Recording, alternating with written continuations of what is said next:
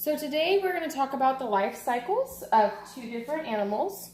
We're going to talk about the life cycle of a butterfly and a frog. Now both of these undergo metamorphosis where they change their form into something that is completely different from the beginning.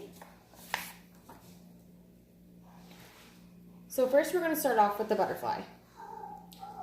The butterfly has 4 stages that it goes through its life cycle. It starts out as an egg, then goes to larva, then turns into a pupa, and then is a full-grown adult. Now how long it takes the butterfly to complete the process depends on the butterfly species. And they undergo a process called metamorphosis that I went through before. So here's the life cycle, and as you can see, once the adult, it goes back, the adults lay more eggs, so it just continues through. So the stage 1 is the first stage, and that's the egg. The first part of the stage is the female butterfly lays an egg or multiple eggs on a leaf or plant stem. The reason the female lays her eggs is that they become, on the leaf or plant stem, is that's the, once the eggs hatch, that's its food source. And the eggs vary in color and size depending on the species of butterfly. So as you can see, here's an example of some butterfly eggs on a leaf. What's interesting is the butterfly knows which plant or which leaf or which stem to lay the eggs on because they're very picky eaters and they need to lay the eggs on a specific plant in order for the caterpillars to survive once they are born. So stage 2 is the larva stage, and that's once the eggs hatch and they become caterpillars. So their main job is to eat constantly, and that is their main job, and they just continue to grow and grow and grow, and they expand. And their exoskeleton isn't very stretchy, so they end up molting, and they molt up to 4 or 5 times where they shed their skin completely, their outer self completely, in order to keep growing. Then the following stage is the pupa stage. Now this stage is where the caterpillar covers itself in order to turn into a butterfly. So it attaches itself to something, and then the exoskeleton opens up, exposing the chrysalis. The chrysalis is a small sac, and the butterfly will be inside of the sac until it is transformed. Inside the sac is the structure of the caterpillar, and that is broken down and rearranged into a butterfly, also known as metamorphosis. And the energy from the stage comes from all the constant eating during the previous stage of the larva. The last stage is the adult stage.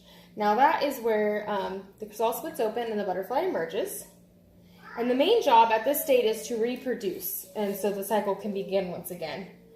And adults live only 1 week or 18 months. It depends on the species and type of butterfly. And then here's a picture of some monarch butterflies up at local Pismo Beach. And you can visit them during the time there. They start visiting in January during their migration. So about their food source. Caterpillars are particular about what they eat, as I mentioned earlier, and that's where females lay their eggs. Caterpillars will stay on the same plant or leaf as they're not really mobile. That's why it's really important for the female to lay her egg on the right leaf or plant. And butterflies sip their food through their tongue, and it's tube-like. And both the caterpillar and butterflies are very picky eaters. So what we're going to do right now is skip to the environment stage, or not environment stage, the environment of a butterfly. Butterflies are cold-blooded, and so the temperatures have really great effect on them. It is too cold, they cannot fly, and so they'll spread their wings out to warm up, kind of like spread out as far as they can. So they prefer to fly between 82 degrees and 102 degrees Fahrenheit, but they will fly between 60 to 108 degrees Fahrenheit. And they also must cool down if the temperature gets too hot, so they will find shade or water or something to cool themselves off. So this is an example of a butterfly laying itself out in order to get warm. Now, butterflies migrate, but not all of them do. So some way to battle the temperatures that they might face is to migrate. Not all species migrate, but some do. The most well-known one is the monarch butterfly, which also visits our area. They're known to migrate for thousands of miles.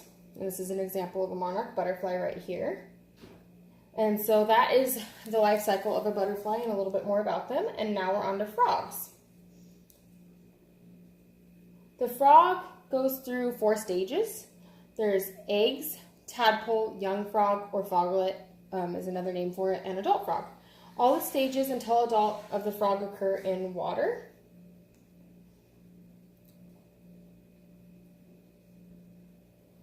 So stage 1 is eggs, the same as butterfly. Female frogs lay their eggs in the water. Then they lay many eggs at one time. They can lay very many eggs at one time. These eggs float on top of the water in a cluster or jelly masses. And here's an example of some eggs on top of the water. Stage 2 is tadpoles. Out of the eggs comes a tadpole. Once they are grown, these tadpoles have gills and not lungs at first. So that's why they need to stay in the water. They can eat algae and plants that are growing in the water in order to grow. Their lungs begin to develop while they're in this stage. And the hind legs start to grow, yet they still have a really long tail in the back. So here's a tadpole before the legs grow. Then stage 3 is the young frog or froglets. The tadpole begins to grow front legs during this stage. Tadpole's tail shrinks. And the tadpole does not eat as much during the stage. The nutrients stored in its tail for nourishment as it grows. The tail becomes a small stub at the end of this, and the frog at the end of this cycle will go onto dry land as the lungs are fully developed. And these frogs are very, very small. So here's an example of a frog, and you can see the tail is very small. It's just a little stub now. So the last stage of a frog is adult. The tail completely disappears at this stage, and it begins to eat insects instead of plants. And then it will grow for about another 2 to 4 years, and then they reproduce and start the cycle again. And here's an adult frog. You can see there's no tail. It has hind legs and front legs. The frog environments. Frogs mostly live around fresh water. They are very sensitive to their environment. And this is something important because if there's any chemicals in the water or around them, it can be seen in frogs as they're very, very sensitive to the environment. So if there's any damage to their environment, they can't really survive. So it's kind of a first red flag if the frogs are not doing well in the environment. Frogs are most active at nighttime, and they need to have water in order to breed. So if there's no water, then the frogs also can't survive. Frogs can be found in various environments and are on all continents except Antarctica.